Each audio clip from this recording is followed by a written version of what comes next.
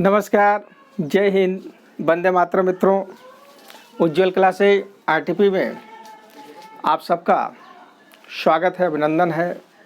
मैं भागवत त्रिपाठी आज के इस वीडियो में कक्षा 10th के विद्यार्थियों के लिए महादेव वर्मा जी का जीवन परिचय लेकर के उपस्थित हुआ हूँ। परीक्षा के दृष्टि से यह वीडियो मोस्ट इम्पॉर्टेंट है। मित्रों, 3 नंबर का प्रश्न हर साल हाई स्कूल के पेपरों में पूछा जाता है, जिसमें से महादेव वर्मा जी का जो जीवन परिचय है परीक्षा के दृष्टि से मोस्ट इम्पॉर्टेंट है, क्योंकि महादेव वर्मा जी ने गद्य के क्षेत्रों में भी कार्य किए हैं और काव्य के क्षेत्रों में भी कार्य करके हिंदी साहित्य को समृद्ध की है। तो इनका जो जीवन परिचय है वह गद्य से संबंधित जो चैप्टर होता है उसमें कोई लेसन होता है तो उसमें भी जीवन परिचय आ जाता है। और काव्य कविता तो लिखी है, क्योंकि इनकी जो प्रसिद्धि हुई है वह कवित्री के रूप में ही हुई है। तो काव्य के क्षेत्र में भी जीवन परिचय और उनकी रचनाएं पूछ लिया जाता है। मुझे पूर्ण विश्वास है कि आप सभी लोग इस समय सुरक्षित होंगे और घर बैठ कर के अध्ययन कर रहे होंगे। मित्रों, मैं आप लोगों से एक बात कहना चाहता हूँ कि जो लोग अभी तक हमारे चैनल उज्ज्वल क्लासेज आरटीपी को सब्सक्राइब नहीं किए हैं वह लोग सब्सक्राइब करके बेल आइकन दबा दें। हाई स्कूल के जितने भी विद्यार्थी हैं वह कमेंट के माध्यम से हमें बतावें कि जो भी हम अपने चैनल के माध्यम से वीडियो आप लोगों तक पहुंचाने का कार्य करते हैं, यह वीडियो आपको कैसा लगता है, कैसा लग रहा है, आप अवश्य कमेंट के माध्यम से बताएं, ताकि हम लोग और अधिक परिश्रम करके आप लोगों के लिए और अच्छे से अच्छे वीडियो बना करके लाएं। क्योंकि हमारे चैनल का मूल एक ही उद्देश्य है कि इस कोरोना जैसी वैश्विक महामारी में जो पूरे देश के विद्यालय कॉलेज बंद है, बच्चों की जो शिक्षा है वह बाधित है, कहीं से भी उनका शिक्षा कार्य नहीं हो पा रहा है। इस उद्देश्य से हम लोगों ने इस चैनल को बनाया, चैनल का निर्माण किया, ताकि हमारे देश के जो बच्चे हैं घर बैठ कर के ही अपने अध्ययन को, अपने पढ़ाई को सुचारू रूप से जारी रखें। हमारा चैनल, जिस चैनल के माध्यम से हम लोग विज्ञान, गणित, अंग्रेजी, संस्कृत, हिंदी इत्यादि जितने भी सब्जेक्ट हैं वह सारे सब्जेक्ट इस चैनल के माध्यम से आप लोगों तक पहुंचाते हैं। और आप लोग मुझे बहुत ही प्यार दिए हैं, इस चैनल को बहुत ही सराहे हैं।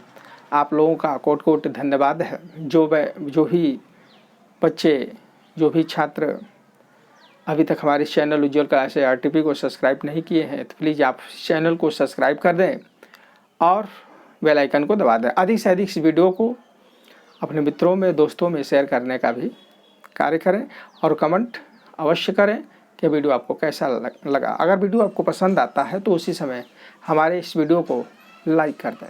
चलिए मित्रों, हम लोग महादेव वर्मा जी का जीवन परिचय प्रारंभ करते हैं, स्टार्ट करते हैं।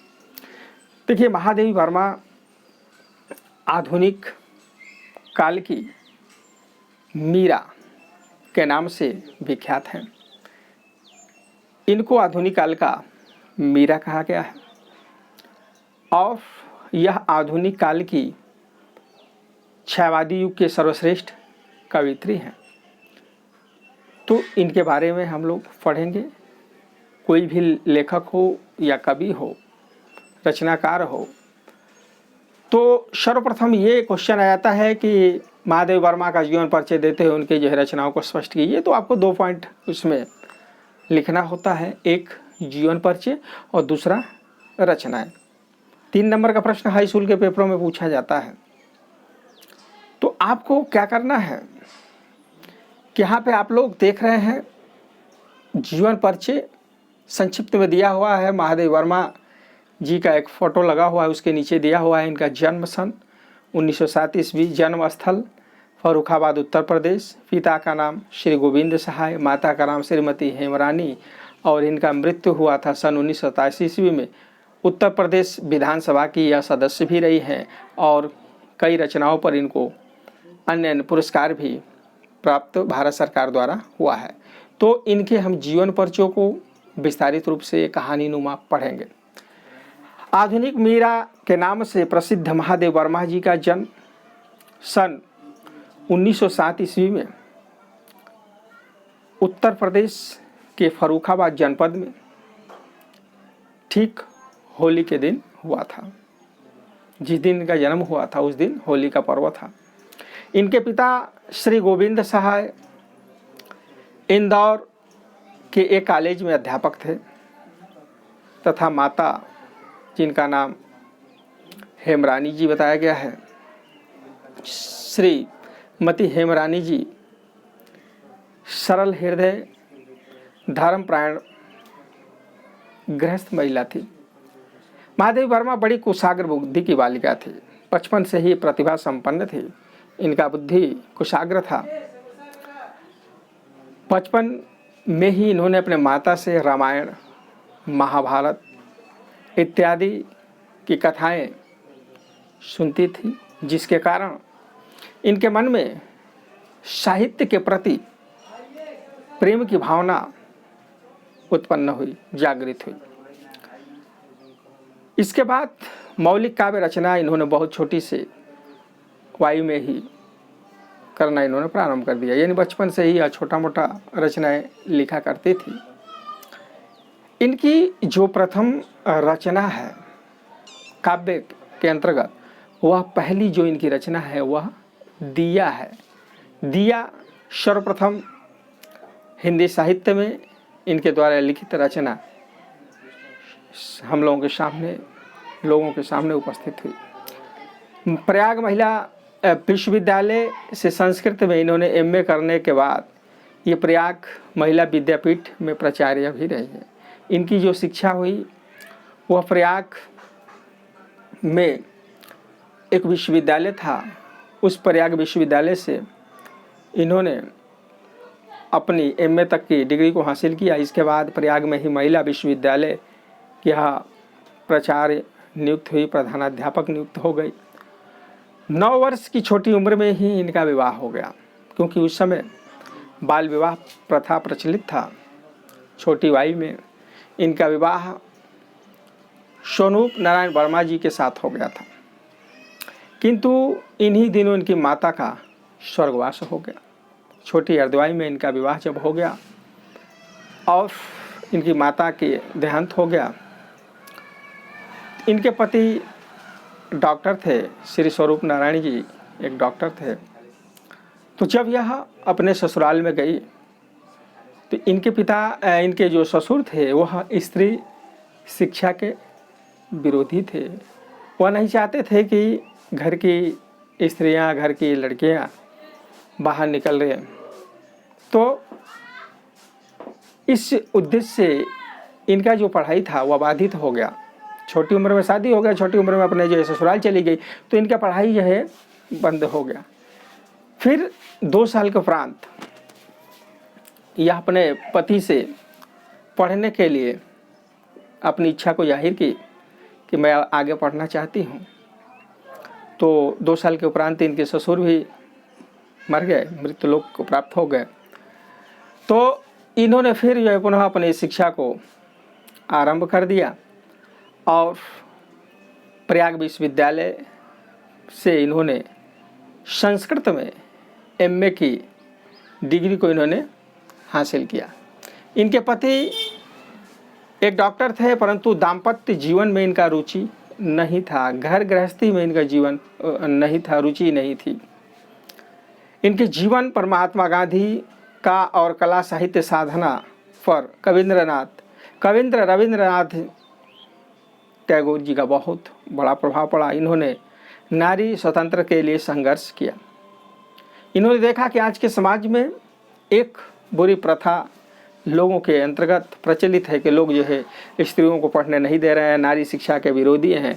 तो फिर इन्होंने नारियों के लिए, नारी की स्वतंत्रता के लिए इन्होंने संघर्ष किया, लड़ाई की और अपने अधिकारों की रक्षा के लिए नारियों का शिक्षित होना आवश्यक बताया। कुछ वर्षों तक महादेवी वर्मा जी उत्तर प्रदेश विधानसभा परिषद की मनोनीत सदस्य भी रही हैं। दर्शन, संगीत तथा चित्रकला में इनकी विशेष अभिरुचि थी।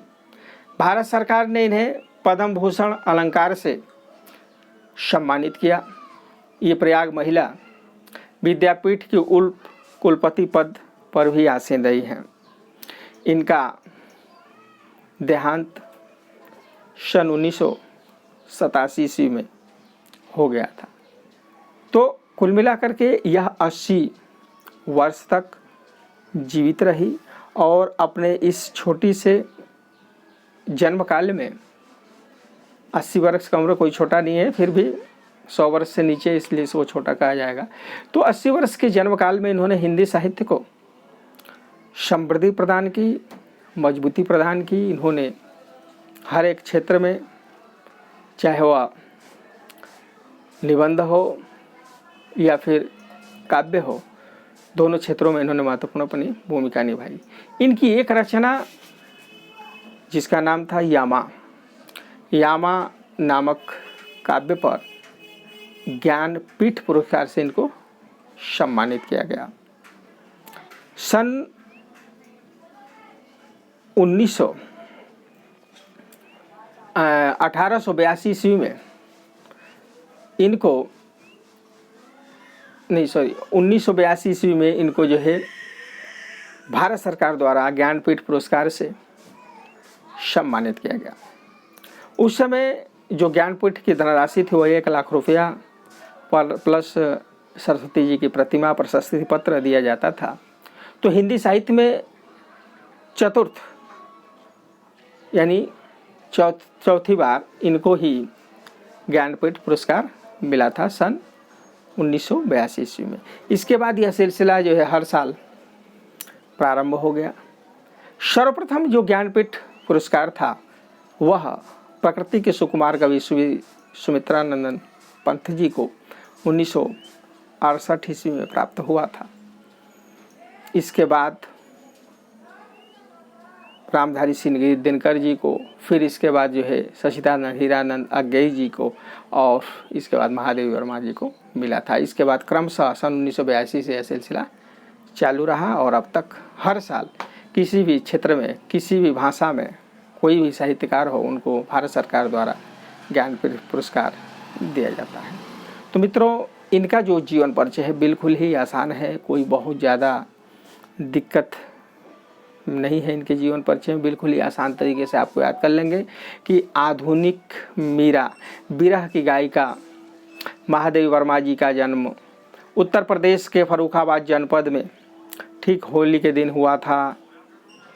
इनके पिता का नाम गोविंद सहाय था और माता का नाम हेमरानी था, जो एक धार्मिक महिला थी। पिता इंदौर में एक सहायक अध्यापक थे। बचपन से ही अपने माता से रामायण, वेद, पुराण इत्यादि की कहानियाँ सुनती थी, जिससे इनके हृदय में साहित्य के प्रति रुचि उत्पन्न हो गया और छोटी उम्र में ही यह छोटी छोटी कविताएं लिखने लगी। इसके बाद छोटी उम्र में ही इनका विवाह जो है डॉक्टर स्वरूप नारायण जी के साथ हो गया। रूप नारायण जी वर्मा जी के साथ इनका जब विवाह हो गया तो फिर ये अपने ससुराल चली गई। इनके ससुर इनके शिक्षा के विरोधी थे, इसलिए शिक्षा के विरोधी थे, तो फिर इनका जो है शिक्षा कार्य रुक गया। ससुर के मृत्यु के उपरांत फिर उन्होंने आगे की पढ़ाई को जारी किया और प्रयाग विश्वविद्यालय से इन्होंने संस्कृत विषय में एमए की डिग्री को हासिल किया। फिर इसके बाद प्रयाग में ही एक महिला विद्यापीठ विद्यालय था जिसके वह प्रधानाचार्य नियुक्त हुई और विधानसभा की सदस्य भी रही हैं। इनका जीवन संघर्षों से भरा रहा, क्योंकि इनके जीवन पर महात्मा गांधी और कविंद्र रविंद्रनाथ टैगोर जी का भी प्रभाव रहा है। गृहस्थ जीवन में इनका रुचि नहीं था, मन नहीं था। तो यह विशेष रूप से दर्शन, संगीत, चित्रकला में इनकी विशेष अभिरुचि थी। भारत सरकार द्वारा इनको कई आभूषणों से सम्मानित किया गया है और इनकी मृत्यु सन 1987 ईस्वी में हुई है। देखिए, महादेवी वर्मा जी आधुनिक काल के छायावादी युग जो है, जिसको स्वर्ण युग भी कहा गया है, तो स्वर्ण युग जिसको प्रसाद युग भी कहा गया है, छायावादी युग भी कहा गया है, शुक्ल युग भी कहा गया है, प्रेमचंद युग भी कहा गया है। तो उसमें 4 मुख्य कवि हैं, जयशंकर प्रसाद, सुमित्रा नंदन पंत, सूर्यकांत त्रिपाठी निराला और महादेव वर्मा। तो ये छायावाद युग के 4 स्तंभ कवि हैं। तो 4 स्तंभ कवियों में महादेव वर्मा जी का महत्वपूर्ण स्थान है। इन्हीं 4 कवियों के ऊपर छायावाद युग टिका हुआ है। इस क्वेश्चन आता है कि छायावाद युग के 4 महत्वपूर्ण छायावाद युग के स्तंभ कवियों का नाम बताएं। तो छायावाद युग के 4 स्तंभ कवियों में बता लेंगे महादेव वर्मा, सुमित्रा नंदन पंत, सूर्यकांत त्रिपाठी निराला और जयशंकर प्रसाद। तो इनके बाद महादेव वर्मा जी की जो रचनाएं है उसको लिखेंगे। ये देखेंगे महादेव वर्मा जी चांद नामक पत्रिका का भी इन्होंने संपादन किया। चांद नामक पत्रिका यहाँ पे आपको दिखाई दे रहा होगा। यह चांद नामक पत्रिका का संपादक, ये क्वेश्चन आता है कि चांद पत्रिका के संपादक कौन थी, तो महादेवी वर्मा। ठीक है। इसके बाद इनकी अन्य जो रचनाएं यहाँ पे आप देख रहे हैं, इनकी प्रमुख रचनाएं जैसे निर्हार, रश्मि, निर्या, शांदगीत, दीपशिखा, सप्तप्रणवा, यामा, हिमालय, दिया इत्यादि। तो यह रचनाएं हैं। क्योंकि आप काव्य पढ़ रहे हैं तो काव्य से संबंधित जो इनकी रचना है उसको आपको लिखना है। इसके अतिरिक्त इन्होंने गद्य साहित्य के भी क्षेत्र में इन्होंने लिखा है, जैसे मेरा परिवार है, गिल्लू है, स्मृति की कड़ियाँ, श्रृंखला की कड़ियाँ इत्यादि। तो गद्य और पद दोनों ही क्षेत्रों में महादेव वर्मा जी ने महत्वपूर्ण लिखी है। इनको वेदना और विरह की गायिका भी कहा गया है। ठीक है। करुण की कवित्री कहा गया है, वेदना की कवित्री कहा गया है, आधुनिक मीरा की उपाधि भी दी गई है। तो इस तरह से इनकी जो कविताएं हैं वह रहस्यवाद से परिपूर्ण है, रहस्यमयी कविताएं हैं। इनकी कविताओं के पीछे कुछ न कुछ रहस्य छिपा हुआ है। यहाँ पर आप ऊपर देखेंगे तो यहाँ पे दिखा है पंत, प्रसाद, निराला तथा महादेव वर्मा। छायावादी युग के 4 प्रमुख कवि को बहुत चाष्टुष्य के नाम से जाना जाता है। तो इसके जो छायावादी युग के 4 प्रमुख कवि हैं वह प्रसाद जी हैं, जयशंकर प्रसाद, सुमित्रा नंदन पंत, निराला जी और महादेवी वर्मा जी। तो यह छायावादी युग के 4 स्तंभ कवि हैं, जिसमें प्रसाद जी अर्थात जयशंकर प्रसाद जी को छायावादी युग का जनक माना गया है। पंत जी को जो है प्रकृति का सुकुमार कवि कहा गया है। और यहाँ पे आप देखेंगे निराला जी, तो निराला जी को रुद्र की उपाधि दी गई है। ठीक है। और रुद्र की उपाधि दी गई है, यह महाप्राण की उपाधि दी गई है। और महादेव वर्मा है जिनको आधुनिक मीरा की उपाधि दी गई है, विरह की गायिका, पीड़ा की गायिका की उपाधि दी गई है। तो इस तरह से आप लोग महादेव वर्मा जी के जीवन परिचय को घर बैठे ही बिल्कुल ही कहानी नुमा पढ़ लेंगे तो आपका 3 नंबर कहीं नहीं जाएगा।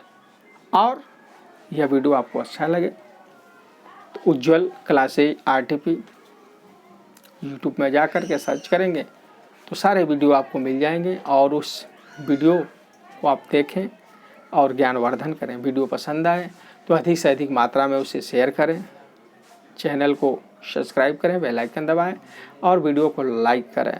और कहीं से भी कोई दिक्कत हो, परेशानी हो तो कमेंट के माध्यम से हमें बताएं। इन्हीं बातों के साथ मैं आपसे एक बार पुनः फिर यही कहना चाहूँगा कि आप लोग इस कोरोना जैसी वैश्विक महामारी में घर बैठे बिना अनावश्यक कार्यवश आप बाहर न निकलें, क्योंकि कोरोना ने लोगों के बीच में एक भय उत्पन्न कर दिया है, डर उत्पन्न कर दिया है। तो आप डरे नहीं बल्कि सेफ्टी से कार्य करें, सुरक्षित रह करके कार्य करें तो कोरोना आपका कुछ भी बिगाड़ नहीं सकता है। इन्हीं आशा विश्वास के साथ मैं पुनः फिर आपसे अगले वीडियो में मुलाकात करूंगा। तब तक के लिए जय हिंद।